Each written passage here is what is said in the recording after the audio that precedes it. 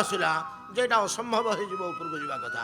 କୁଶ ଗୁଡ଼ିଏ ବୁଣି ସେଠି ଲମ୍ବ ହେଇ ପର୍ବତ ତଳେ ପଡ଼ିଗଲେ। ପ୍ରଭୁ ଯେବେ ଦର୍ଶନ ନ ପାଇବେ ରାଜାକୁ ଯାଇ କ'ଣ କହିବି? ସେ ରାଜାଟା କି ଆଉ ପ୍ରାଣ ରଖିବ? ମୁଁ ଫେରିଗଲେ, ମୁଁ ଦେଖିପାରିଲିନି ବୋଲି କହିଦେଲେ, ମୋ ପ୍ରାଣ ଏଇଠି ଯାଉ। ପ୍ରାୟ ଉପବେଶନ ପୂର୍ବକ ଲମ୍ବ ହେଇ ପଡ଼ିଗଲେ ସେ ପାଦ ତଳେ, ସେ କୁଶ ଉପରେ। ତନ୍ମୟ ଅବସ୍ଥା ପଡ଼ି ଆସିଛି। କେବଳ ହୃଦୟ ଆକୁଳ ହେଉଛି, ପ୍ରଭୁ ପ୍ରଭୁ ପ୍ରଭୁ ପ୍ରଭୁ। ମନ୍ତ୍ର ଜପିଲା ଭଳିଆ ଜପୁଛନ୍ତି, କୃପା କର ବୋଲି ନିବେଦନ କରୁଛନ୍ତି। ମଣିଷ ଧ୍ୱନି ଶୁଭିଲା କଥା, ମନରେ ମନରେ ବିଚାର କଲେ ସେଇଭଳିଆ ମନୁଷ୍ୟର କଣ୍ଠସ୍ୱର ଏ ନିର୍ଜନ ପ୍ରଦେଶରେ କ'ଣ କଥା ହେଉଛନ୍ତି? ଭାଷା ବୁଝିପାରିଲେ କି ନ ପାରିଲେ ଦୂରରୁ ତ କଥା ହେଉଛି, କିନ୍ତୁ ଅନୁଭବ କଲେ ଯେ ଭାଗବତ ଶବ୍ଦ ଶୁଭୁଛି, ଅର୍ଥାତ୍ ଅନୁମାନ କଲେ ଅସ୍ପଷ୍ଟ ଉଚ୍ଚାରଣରୁ କିଏ ସେ କ'ଣ କେଜାଣି, କିନ୍ତୁ ଭଗବାନଙ୍କ ବିଷୟରେ ବୋଧେ କଥା ହେଉଛନ୍ତି। ଏବଂ ସେ ଭାଷା ଭକ୍ତିପୂର୍ଣ୍ଣ, ଯେଉଁଠି ଭକ୍ତି ରସ ସେ ଆଳାପ ଆଲୋଚନାରୁ ବହିଯାଉଛି। ଉଠିଲେ, ଯେଉଁ ଦିଗରୁ ଶବ୍ଦ ଶୁଭୁଥିଲା ସେ ଦିଗକୁ ଗଲେ। ସେ ଦିଗକୁ ଯାଇ ଦେଖିଲେ କେଞ୍ଚିତ ଦୂରରେ ନୀଳାଚଳ ପାଦଦେଶରୁ ଘଞ୍ଚ ଅରଣ୍ୟାନି ଲତା ପରିବେଷ୍ଟିତ ଏକ ଅଞ୍ଚଳରେ ପୃଥକ ପୃଥକ ଭାବେ ଗୁଡ଼ିଏ ଶବର ବାସ କରିବା ଭଳିଆ ଗୃହ ରହିଛି ଏବଂ ତାର ଗ୍ରାମ ମୁଣ୍ଡରେ ଏକ ବିଶାଳ ବୃକ୍ଷ ଏବଂ ମଣ୍ଡପ ରହିଛି। ସେଇଠି ଯାଇକି ଟିକେ ଇସ୍ତତଃ ଚାହିଁଲେ, ଚାହିଁକରି ଟିକେ ବସିଛନ୍ତି ସେ ମଣ୍ଡପରେ। ହଠାତ୍ ଦେଖିଲେ ନୀଳ ପର୍ବତ ଉପରେ ଚନ୍ଦ୍ର ଭଳିଆ କ'ଣ ଗୋଟିଏ ଉଜ୍ଜ୍ୱଳ ଦେଖାଯାଉଛି। ସେ ନୀଳ ରଙ୍ଗରେ ସ୍ପଷ୍ଟିକର ଆଭା ବିଚ୍ଛୁରିତ ହେଉଛି। ନିରୀକ୍ଷିକିରି ଚାହାନ୍ତି ତ ଜଣେ ମହାନ ମହାତ୍ମା ଯେ ବିଷ୍ଣୁ ଭକ୍ତିରେ ଭରପୁର, ଯାହାଙ୍କର ପାଦଠାରୁ ମସ୍ତକ ପର୍ଯ୍ୟନ୍ତ କେବଳ ଭକ୍ତିମୟ ହୋଇ ଉଠିଛି, ଗଡ଼ି ଯାଉଛି, ଭକ୍ତିରସ ଦେହରୁ ନିଗିଡ଼ି ଯାଉଛି। ସେ କଣ୍ଠରେ ମାଳା ଧାରଣ କରିଛନ୍ତି, ଦେହରେ ଚନ୍ଦନ ବୋଳି ହେଇଛନ୍ତି, ଆଉ କ'ଣ କ'ଣ ପ୍ରସାଦ ଗୁଡ଼ିଏ ଧରିଛନ୍ତି। ଟଳି ଟଳି ଆସୁଛନ୍ତି। ଭାବ ବିହଳିତ ଅବସ୍ଥାରେ ବାହ୍ୟ ଜ୍ଞାନ କିଞ୍ଚିତ ଅଛି, ଅଧିକାଂଶ ଭାବରେ ଲୁପ୍ତ। ଏଇଭଳିଆ ଟଳି ଟଳି ଯେତେବେଳେ ଆସୁଛନ୍ତି ଦେଖିଦେଲେ, ଓହୋ ଓହୋ, ସାକ୍ଷାତ ଭକ୍ତି ଦେବି କି ଏଇ ରୂପରେ ଆସୁଛନ୍ତି। ମୋ ଜୀବନ ଧନ୍ୟ। ବିଦ୍ୟାପତି ମନରେ ବିଚାର କରୁଛନ୍ତି, ମୋ ଜୀବନ ଧନ୍ୟ। କାହିଁକି? ଦୁର୍ଲଭଂ ମାନୁଷ ଦେହ ଯଦ୍ୟପି କ୍ଷଣ ଭଙ୍ଗୁରା ତତ୍ରାତି ଦୁର୍ଲଭଂ ମନ୍ୟେ ବୈକୁଣ୍ଠ ପ୍ରିୟ ଦର୍ଶନଂ। ଶ୍ରୀମଦ୍ ଭାଗବତ 10ମ ସ୍କନ୍ଧ। ଦୁର୍ଲଭଂ ମାନୁଷମ ଦେହମ୍ ଯଦ୍ୟପି କ୍ଷଣ ଭଙ୍ଗୁର। କୋଉ ମୁହୂର୍ତ୍ତରେ ଏଇଟା ନଷ୍ଟ ହୋଇଯାଇପାରେ କହିହେବନି ଯଦିଓ ସତ, ତଥାପି ଏଇ ଦେହରେ ସବୁଠାରୁ ବଡ଼ ଦୁର୍ଲଭ ହେଲା ଦୁର୍ଲଭ ମାନୁଷ ଦେହ। ଦୁର୍ଲଭ, ସୁଦୁର୍ଲଭ, ଅତି ଦୁର୍ଲଭ, ତିନିଟା ଜିନିଷ ଅଛି ଆମ ଶାସ୍ତ୍ରରେ ନିରୂପଣ ହେଇଛି।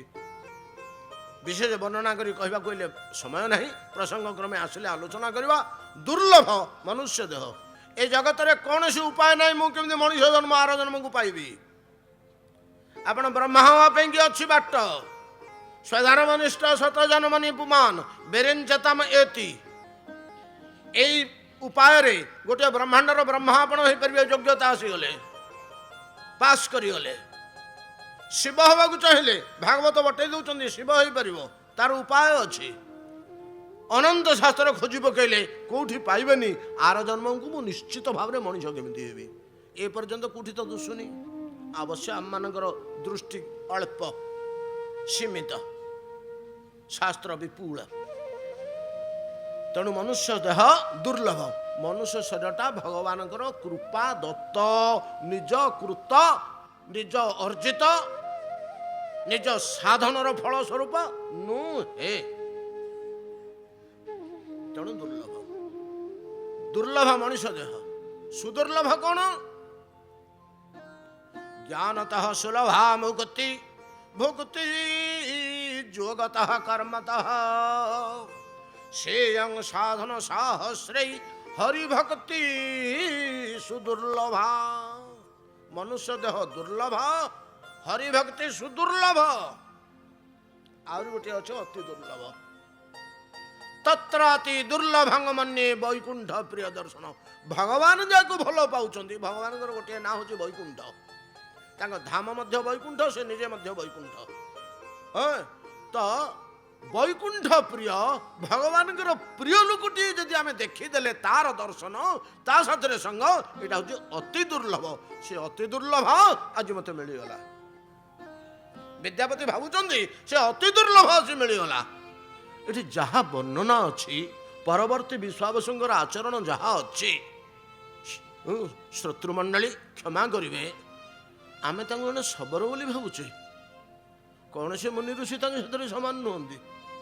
ଆମେ ଶାସ୍ତ୍ର ଦେଖିନେ ବୋଲି ଗୁଡ଼ା ଜାଣୁ, ଏ ଜ୍ଞାନ ଆମର ହଉନି।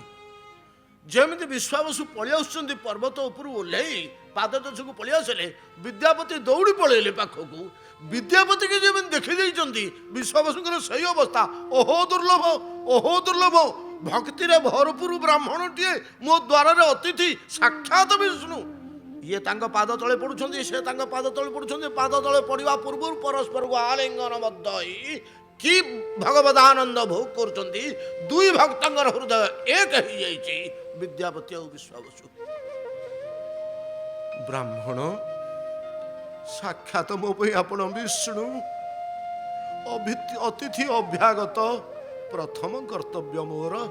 ଆପଣ କ୍ଳାନ୍ତ ଶ୍ରାନ୍ତ ଦୁଶୁଛନ୍ତି, ବହୁଦିନ ଯେମିତି ଆପଣଙ୍କର ଖାଇବା ଶୋଇବା ସୁବିଧା ହେଇନି, ସେଇଭଳି ଆପଣଙ୍କର ଅଙ୍ଗ ଲକ୍ଷଣ ଦେଖାଯାଉଛି। ହେ ବନ୍ଧୁ, ହେ ଭକ୍ତ, ହେ ସଖେ, ଦି ଜଣ ପରମ ମିତ୍ର ପରମ ସଖା ହେଇଯାଇଛନ୍ତି। ଡକାଡକି ହେଇଛନ୍ତି ସଖା ବୋଲି, ମିତ୍ର ବୋଲି। ହେ ସଖେ, ପ୍ରଥମେ ଆପଣ କଣ ଟିକେ ଭୋଜନ କରି ପକାନ୍ତୁ, ତାପରେ ବାସ କଥା ହେବା। ଫଳେର ବା ପାକେନ ବିପ୍ର ପ୍ରାଣ ଯାତ୍ରା ଭବେତ ତବ। ବିଶ୍ୱାବସୁ ଅନୁଭବ କରୁଛନ୍ତି ମୁଁ ଶବର, ଏ ଶୁଦ୍ଧ। ଫଳେର ବା ପାକେନ ବିପ୍ର ପ୍ରାଣ ଯାତ୍ରା ଭବେତ ତବ। ବିଶ୍ୱାବସୁ ଅନୁଭବ କରୁଛନ୍ତି ମୁଁ ଶବର, ଏ ଶୁଦ୍ଧ ନିର୍ମଳ ବ୍ରାହ୍ମଣ, ନୈଷ୍ଠିକ ବ୍ରାହ୍ମଣ। ଇଏ କ'ଣ ଭୋଜନ କରିବେ? ଆପଣ ଫଳମୂଳ ଭୋଜନ କରିବେ ନା ସବୁ ପଦାର୍ଥ ମୁଁ ଯୋଗେଇ ଦେବି, ଆପଣ ସ୍ୱହସ୍ତରେ ପାକ କରି ଭୋଜନ କରିବେ? ଫଳେଇବା ପାକେନ ବିପ୍ର ପ୍ରାଣ ଯାତ୍ରା ଭବେତ୍ତବ। ଟିକେ ଗୁମ୍ ହେଇ ରହିଗଲେ ବିଦ୍ୟାପତି। ମିତ୍ର, ବନ୍ଧୁ, ଅବନ୍ତୀ ନଗରର ଇନ୍ଦ୍ରଦମନ ରାଜାଙ୍କ ଦ୍ୱାରା ମୁଁ ପ୍ରେରିତ, ତାଙ୍କ ପୁରୋହିତ। ସେ ରାଜା, ତାର ଜୀବନ କଣ୍ଠାଗ୍ରତ। ମୁଁ କେମିତି ଜୀବନ୍ତ ପ୍ରଭୁଙ୍କୁ ଦେଖିବି, ସାକ୍ଷାତ ପ୍ରଭୁଙ୍କୁ ଦେଖିବି, ଏଇଥିପାଇଁ ବୋଲି ସେ ରାଜାକୁ ବଞ୍ଚେଇବା ମୋର ପ୍ରଥମ କର୍ତ୍ତବ୍ୟ। ତାକୁ ତା ଠାକୁର ପାଖରେ ପହଞ୍ଚେଇ ଦେଲେ ସେ କୋଉଠୁ ସନ୍ଧାନ ପାଇଲେ, ନୀଳାଚଳ ଚୂଡ଼ାରେ ସେ ପ୍ରଭୁ ବିରାଜମାନ କରୁଛନ୍ତି। ସଖେ, ତୁମେ ସେଇ ସ୍ଥାନରୁ ଆସିଲ କି? ତୁମେ ପ୍ରଭୁଙ୍କୁ ଦର୍ଶନ କରିକିରି ଆସିଲ କି? ତୁମ ଶରୀରର ମାଳା, ଚନ୍ଦନ, ପ୍ରସାଦ, ତାର ଯୋଉ ଗନ୍ଧ, ତୁମର ଯୋଉ ସ୍ୱଭାବ, ତୁମର ଯୋଉ ଶ୍ରୀମୂର୍ତ୍ତି, ଏହାକୁ ଦେଖିଲେ ଅନୁଭବ ହେଉଛି ନିଶ୍ଚିତ ଭାବରେ ଆପଣ ପ୍ରଭୁ ନୀଳମାଧବଙ୍କର ଅତି ପ୍ରିୟ ସେବକ। ଯଦି ଏ କଥା ସତ୍ୟ ହୁଏ, ତାହେଲେ ସ୍ପଷ୍ଟ ମହାସତ୍ୟ କହୁଛି ସଖେ, ନିରାହାର ଧ୍ରୁବଂ ସାଧୁ ତନ୍ମେ ହରିହି ପ୍ରଦର୍ଶୟ। ଫଳ ନାହିଁ କି ପାକ ନାହିଁ। ବିଶ୍ୱାବସୁ କହୁଛନ୍ତି ଫଳେଇବା ପାକେନ ବିପ୍ର ପ୍ରାଣ ଯାତ୍ରା ଭବେତ ତବ। ବିଦ୍ୟାପତି ଉତ୍ତର ଦଉଛନ୍ତି ନିରାହାର ସତ୍ୟଂ ସାଧୁ ତନ୍ମେ ହରିଂ ହରିହି ପ୍ରଦର୍ଶୟ। ମତେ ହରି ଦେଖା ଆଗ। ମୁଣ୍ଡ ବୁଲେଇ ଦେଲା ବିଶ୍ୱାବସୁଙ୍କର। ପଥର ଉପରେ ବସି ପଡ଼ିଲେ ଟିକେ। ପ୍ରଭୁଙ୍କୁ ଦେଖେଇଦେବି, ପ୍ରଭୁଙ୍କୁ ଦେଖେଇଦେବି, ଏ ତ ଅସମ୍ଭବ। ଆରପଟେ ଅତିଥି ବ୍ରାହ୍ମଣ ମହାହରି ଭକ୍ତ, ତାର ପ୍ରାଣ ଯିବ, ଦେଖେଇବିନି। ଯଦି ନ ଦେଖାଉଛି, ଏଡ଼େ ବଡ଼ ଅତିଥି, ଏଡ଼େ ବଡ଼ ବିଦ୍ୱାନ, ଏଡ଼େ ବଡ଼ ନୈଷ୍ଠିକ ପଣ୍ଡିତ ଏବଂ ହରିଭକ୍ତ, ମହାହରିଭକ୍ତ, ତାର ଜୀବନ ଯିବ। ନିରାହାର ଧ୍ରୁବ ସାଧୁ, ସେ ଧ୍ରୁବ ବୋଲି କହିସାରିଲାଣି। ହେ ସାଧୁ, ମମ ନିରାହାର ଧ୍ରୁବ, ଯେ ପର୍ଯ୍ୟନ୍ତ ମୁଁ ପ୍ରଭୁଙ୍କର ଦର୍ଶନ ପାଇନି, ମୁଁ ଜଳବିନ୍ଦୁ ମଧ୍ୟ ଗ୍ରହଣ କରିବିନି। ଏତିକି ବେଳେ ଯେତେବେଳେ ନିରୁପାୟ ବିଶ୍ୱାବସୁ, ଏଠି ମନେ ପଡ଼ିଯାଏ ଅର୍ଜୁନଙ୍କର କଥା, ଯୁଦ୍ଧ କରିବି ନା କରିବିନି? କଲେ ଗୁରୁ ପିତାମହଙ୍କୁ ବଦ୍ଧ କରିବାକୁ ହବ, ସ୍ୱବଂଶ ନିପାତ କରିବାକୁ ହବ, ନ କଲେ ଧର୍ମଚ୍ୟୁତ ଘଟିବ, ଆଉ ଅନ୍ୟାୟ ବଢ଼ିଯିବ। ମୋର କର୍ତ୍ତବ୍ୟ କ'ଣ? ଏମିତି ଅବସ୍ଥାରେ ଯେତେବେଳେ ବିଶ୍ୱାବସୁ ପଡ଼ିଛନ୍ତି, ଏତିକି ବେଳେ ତାଙ୍କର ଗୋଟିଏ ସ୍ମୃତି ଜାଗରିତ ହେଲା। ଯେତେବେଳେ ଛୋଟ ପିଲା ସେ ଥିଲେ, ସେହି ଗ୍ରାମର ଅତି ବୟୋବୃଦ୍ଧ ବ୍ୟକ୍ତିଗଣ ଗଳ୍ପ ଆକାରରେ ପିଲାମାନଙ୍କୁ କହନ୍ତି, କିମ୍ବଦନ୍ତୀ ଆକାରରେ ସେଇଟା ଗଡ଼ି ଆସିଛି, କେଉଁଠି ଲିଖିତ ନାହିଁ କି ପ୍ରମାଣ ନାହିଁ। ସେମାନେ କହନ୍ତି, ଏ ନୀଳାଚଳ ଚୂଡ଼ାରେ ଥିବା ଠାକୁର ସବୁଦିନ ଏଠି ରହିବେନି। ଜଣେ ମହାରାଜାଙ୍କର ମହାଭକ୍ତିରେ ଏ ଅନ୍ତର୍ଧ୍ୟାନ ହୋଇ ଦାରୁ ରୂପରେ ପ୍ରକାଶ ପାଇବେ। ସେ କାଳ କି ଆସି ଆଉ ପହଞ୍ଚିଗଲା। ବୋଲ ଜଗନ୍ନାଥ ସ୍ୱାମୀ କି। ସେଇ କାଳ କି ଆସି ପହଞ୍ଚିଗଲା। ପ୍ରଭୁଙ୍କର ଇଚ୍ଛା ବଳବାନ, ଆମେ କ'ଣ ନିରୂପଣ କରିବୁ? ଆମେ କ'ଣ ଚାହିଁବୁ? ଇଏ ତ କହୁଛନ୍ତି ଇନ୍ଦ୍ରଦ୍ୟୁମ୍ନ ରାଜା ଅବନ୍ତୀରୁ ଆସିବେ, ସାର୍ବଭୌମ ଚକ୍ରବର୍ତ୍ତୀ। ଯଦି ସେଇ କାଳ ପହଞ୍ଚି ଯାଇଥିବ, ଏହା ଯଦି ଈଶ୍ୱର ଇଚ୍ଛା ହୁଏ, ମୁଁ ଲୁଚେଇ ରଖିକି କ'ଣଟା କରିବି? ବରଂ ମୋ ଧର୍ମ ମୁଁ ରକ୍ଷା କରେ। ଅତିଥି ଅଭ୍ୟାଗତ ହରିଭକ୍ତ ବ୍ରାହ୍ମଣର ଅନ୍ତରରେ ମୁଁ କାହିଁକି କଷ୍ଟ ଦେବି? ପ୍ରଭୁ ତୁମେ ଯାହା କରୁଛ କର, ତୁମେ ଯାହା କରୁଛ କର। ଆସ ବିପ୍ର, ଆସ ସଖେ, ଧଇଲେ ବାଁ ହାତକୁ ଟାଣି ନେଲେ। ବଡ଼ ଦୁର୍ଗମ ପଥ, କଷ୍ଟେ ମଷ୍ଟେ ପାହାଡ଼ ଉପରକୁ ଚଢ଼େଇ ନେଲେ, ନେଇକିରି ପହଞ୍ଚେଇ ଦେଲେ ନୀଳାଚଳ ଚୂଡ଼ାରେ, ଏବଂ କହିଲେ, ବ୍ରାହ୍ମଣ, ହେ ବ୍ରାହ୍ମଣ, ପଶ୍ୟ ପଶ୍ୟ, ଏ ଦିବ୍ୟ ପାଥୋଦ, ପାଥୋ କହିଲେ ଜଳ, ପାଥୋ ଶବ୍ଦର ଅର୍ଥ ହେଉଛି ଜଳ। ଏ ରୋହିଣୀ କୁଣ୍ଡ ସଜ୍ଞଙ୍କ ରୌହିଣ୍ୟ କୁଣ୍ଡ, ଇଏ ଆମର ଏଇ ଜାଗତିକ ଜଳ ନୁହେଁ, ପାଞ୍ଚ ଭୌତିକ ଜଳ ନୁହେଁ, H2O ନୁହେଁ, ଏଇଟା ହେଉଛି କାରଣ ଜଳ। କାରଣ ଅର୍ଥାତ୍ ଯେଉଁ ଜଳରୁ କୋଟି କୋଟି ବ୍ରହ୍ମାଣ୍ଡ ସୃଷ୍ଟି ହୁଏ, ମେଞ୍ଚେ ତୁଳା ଅଛି, 10ଟା ଚାଦର ତିଆରି ହେଲା, ଚାଦରର କାରଣ ହେଉଛି ତୁଳା। ତଦ୍ରୂପ କୋଟି କୋଟି ବ୍ରହ୍ମାଣ୍ଡର ଯେ କାରଣ ସ୍ୱରୂପ, ମୂଳ ଉପାଦାନ ସ୍ୱରୂପ, ସେ ହେଉଛି ଜଳ। ଯା ଯା ସ୍ନାନ କର, ଟିକେ ସିଞ୍ଚି ହ, ଚୋଳାଏ ପିଅ। ପ୍ରଭୁଙ୍କୁ ନ ଦର୍ଶନ କଲେ ପୁରା ଜଳ ପାନ, ଏଇଟା ପିଅ, ହେ ଦର୍ଶନ କରିବ ତ, ତମ ପାଖରେ ଅଛନ୍ତି। ଏଠି ସ୍ନାନ କର, ଜଳ ପାନ କର। ଚୋଳେ ପାଣି ପିଇ ଦେଇଛନ୍ତି। ଅବନ୍ତୀରୁ ବାହାରି ଆସିବାଠୁ ଯେତେ କ୍ଳାନ୍ତି, ଅବସାଦ, ଅବସନ୍ନତା, ଦୁର୍ବଳତା ଗୋଟିଏ ମୁହୂର୍ତ୍ତରେ କୁଆଡ଼େ ଗଲା। କି ଶକ୍ତି ସେ ଜଳରେ ଅଛି। ଅନୁଭବ କରି ପକେଇଲେ ବିଦ୍ୟାପତି, ଏଟା କୌଣସି ସମୟରେ ପାର୍ଥିବ ଜଳ ନୁହେଁ, ଏହା ଏକ ଅମୃତମୟ ମହାଶକ୍ତିମାନ ପଦାର୍ଥ, ଯାହାର ସ୍ପର୍ଶ ମାତ୍ରେ ଶକ୍ତି ସଞ୍ଚାରିତ ହେଉଛି ଦେହରେ। ଏତିକି ବେଳେ ବିଶ୍ୱାବସୁ କହୁଛନ୍ତି, ସଖେ ଶୁଣୁନ, କ'ଣ ବିଚାରୁଛ? ହେଇ ଆଉ ଟିକେ ଆଗକୁ ଚଖ, ଦେଖ ଏ ଯୋଉ ବିଶାଳ ବଟ ବୃକ୍ଷ ଦେଖୁଛନ୍ତି, ୟା ନା କଳ୍ପ ବଟ। ଇଏ କଳ୍ପାନ୍ତରେ କ୍ଷୟ ହୁଏ ନାହିଁ ବୋଲି ୟା ନା କଳ୍ପ ବଟ। ୟାର ମହିମା କ'ଣ କହିବି? ରୋହିଣୀ କୁଣ୍ଡକୁ ତ ସାକ୍ଷାତ ଦେଖିଲ, ଏଇ ଜଳକୁ ତା ଛାୟା ସ୍ପର୍ଶ କଲେ ପାପ ସେଠି ରହିବ, ମନୁଷ୍ୟ ଛାଇକି ଯିବ। ଛାଇ ଆଡ଼କୁ ଗୋଡ଼ ବଢ଼େଇ ଦେଲେ ତା ଦେହ ଭିତରେ ଥିବା ଅନନ୍ତ ପାପ ରାଶି ତା ଭିତରକୁ ଯାଇପାରିବନି ଛାଇକି, ସେପଟେ ତା ଦେହରୁ ଅଲଗା ହେଇ ରହିବ। ଏଭଳିଆ ଛାୟାର ପ୍ରଭାବ ବୃକ୍ଷର ମହିମା କ'ଣ କହିବି, ବତେଇବାର ବେଳ ବଳ ନାହିଁ।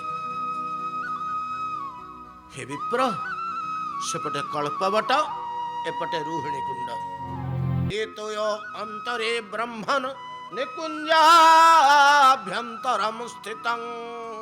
ଏ ଦୁଇଟିର ମଧ୍ୟ ଭାଗରେ କିଞ୍ଚିତ ଦକ୍ଷିଣକୁ କଳ୍ପବଟ ଓ ରୋହିଣୀ କୁଣ୍ଡ। ଏ ତୋୟୋରନ୍ତରେ ବ୍ରହ୍ମଣ ନିକୁଞ୍ଜାଭ୍ୟନ୍ତର ସ୍ଥିତଂ। ପଶ୍ୟ ସାକ୍ଷାତ ଜଗନ୍ନାଥಂ ବେଦାନ୍ତ ପ୍ରତିପାଦିତଂ। बोल जगन्नाथ स्वामी की।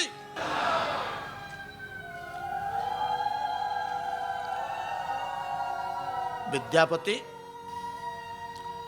दर्शन कले निकुंज भितर को जाई लता परिवेष्टित बाहर अच्छा विश्वाबसु ता भितर से कौन कले कि दर्शन कले केवल गुणगुण कंठर स्तव स्तुति शुभुला कि अद्भुत दर्शन तांकर होइछि। सेपटू बाहरिला बेलू बुधा भितर विद्यापति विश्वाबसु देखुंट प्रेम भक्ति थरी थरी बाह्य ज्ञान लुप्त होई प्रभु प्रभु प्रभु प्रभु उच्चारण करी आवेगमय कंठरे जो बाहरी आसुंच चट कर जाई विश्वाबसु हाथ को धरी पकेले सखे सूर्यास्त प्राय टिके अंधारिया हो आसिले आम ओह्ल पारे ये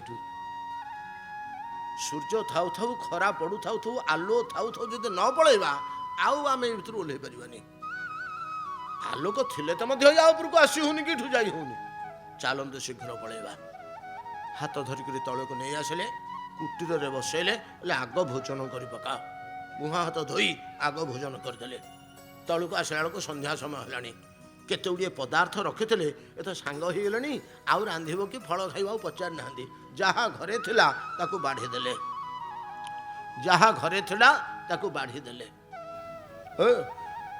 विद्यापति बसिले भोजन करने टिके मुहरे देले तापर टिके नहीं शुंघिले उल्ट पाल्ट करके चिंता कले मने मने भावुचंती चित्रम एतत दिव्य वस्तु संचित सबरालय चित्रम आश्चर्यम विचित्र चित्र भी उपसर्ग लगे विचित्र चित्रम एतत दिव्य वस्तु विचित्र कथा चित्रम एतत दिव्य वस्तु संचित सबरालय गाँ नहीं गंडा नहीं दुकान नहीं बजार नहीं किछि नहीं अति महाराजा माने तो ये वस्तुर संधान पाउन मु तो निजे सार्वभौम चक्रवर्ती पुरोहितटे अनेक समय राजा भोजन श्रद्धारे मंत्री अमात्य गुरु पुरोहित ए समस्त धरी भोजन करती आउ सुखी करने नानाविध अपूर्व वस्तु है ये तृप्ति ये वस्तु मुझे केबे पाइनी अनेक थर इंद्रदमन सह मु एकत्र भोजन करी पदार्थ कौटू आसला चिंता कर मनरे सखे ये कौन मंतर भाव को विश्वास बुझीगले कहते एतत् रहस्यम प्रकाशितुम नोत्सहेत मम मनंग मम यार रहस्य प्रकाश करदेवाई मोर मनरे उत्साह आसुनी इच्छा होनी किंतु अतिथि ब्राह्मणटे तुमको केमती लुचेबी शुणु मु जाए मु कहीं दौड़े कि सका उठी संध्या समय को देवता मैंने प्रतिदिन पूजा करने को आसती से नीलमाधव पूजा अर्चना कर भोगराग कर लगे पलाती मु सका दौड़े गाधे पाधे से जहाँ भोगराग से थाए से फूल चंदन से भोग राग सबू बांधिक गामछारे घर को धरी आसे देख मोर बयस है आज की 10,000 वर्ष यही भोजन करी मु केमतिका बलिष्ठ अवस्था अच्छी संपूर्ण तरुण अवस्था अच्छी ये प्रसादर महिमा राति तमाम नीलमाधव कथा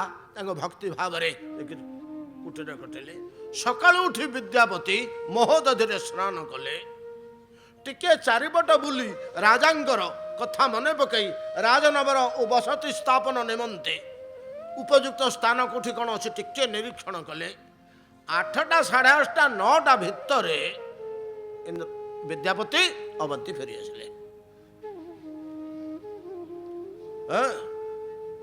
ଅବନ୍ତୀ ଫେରି ଆସିଲେ। ପହଞ୍ଚିଲେ ତା ପୂର୍ବଦିନ 9ଟା ବେଳେ, ମୋଟାମୋଟି ଆମେ ଧରିବା ସକାଳ 9ଟା ବେଳେ। ଫେରି ଆସିଲେ ତା ପରଦିନ 9ଟା ବେଳେ। ଲଳିତାକୁ ବିବାହ କରି ଘର ସଂସାର କେତେବେଳେ କଲେ, ପିଲା ଛୁଆ ଜନ୍ମ କଲେ। କି କଥା ଇଏ! ଇଥରେ ଆମେ ଭାସିଛେ, ଇଥରେ ଆମେ ଭାସିଛେ। କାହିଁକି ଭାସିଛେ? ଆମେ ଋଷି ବାକ୍ୟ ଦେଖୁନେ ବୋଲି, ଆମେ ଋଷି ବାକ୍ୟକୁ ହତାଦର କରୁଛେ ବୋଲି। ଏଣେ ତେଣୁ ଗୋଟେ କପୋଳ କଳ୍ପିତ କାହାଣୀ, ତାକୁ ନାନା ପ୍ରକାର ରଙ୍ଗ ଦେଇ ଆଲୋଚନା ଚର୍ଚ୍ଚା ଶୁଣୁଛେ। ଆଉ ଯିଏ କରୁଛନ୍ତି ତାଙ୍କୁ ବଡ଼ ପଣ୍ଡିତ କହୁଛେ। ଜୟ ଜଗନ୍ନାଥ।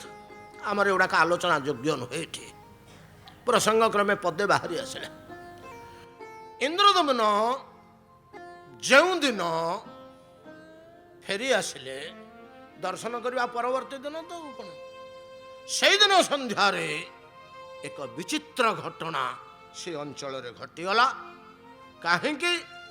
ବାକ୍ୟ ରହିଛି ଆଦୌ ବିଦ୍ୟାପତିର ନୀଳ ମାଧବ ଶ୍ୟାବଲୋକନ।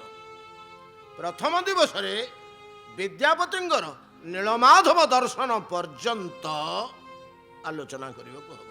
ଆଦୌ ବିଦ୍ୟାପତିର ନୀଳ ମାଧବ ଶ୍ୟାବଲୋକନମ୍ ଶ୍ରୀକ୍ଷେତ୍ର ଗମନମ୍ ଚନ୍ଦ୍ର ଦ୍ୟୁମ୍ନସ୍ୟ ଦ୍ୱିତୀୟ ହନି। ଦ୍ୱିତୀୟ ଦିବସରେ ଇନ୍ଦ୍ରଦମନ ଆସି ଶ୍ରୀକ୍ଷେତ୍ରରେ ପହଞ୍ଚିବେ। ବୋଲ ଜଗନ୍ନାଥ ସ୍ୱାମୀ କି, ବଳଭଦ୍ର ଭୈया की, सुभद्रा माता की, चक्र सुदर्शन की, अनंत कोटि ब्राह्मण वैष्णव की, श्री कृष्णचंद्र भगवान की, श्री रामचंद्र भगवान की, श्री नृसिंह भगवान की, अपना अपना गुरु महाराज की।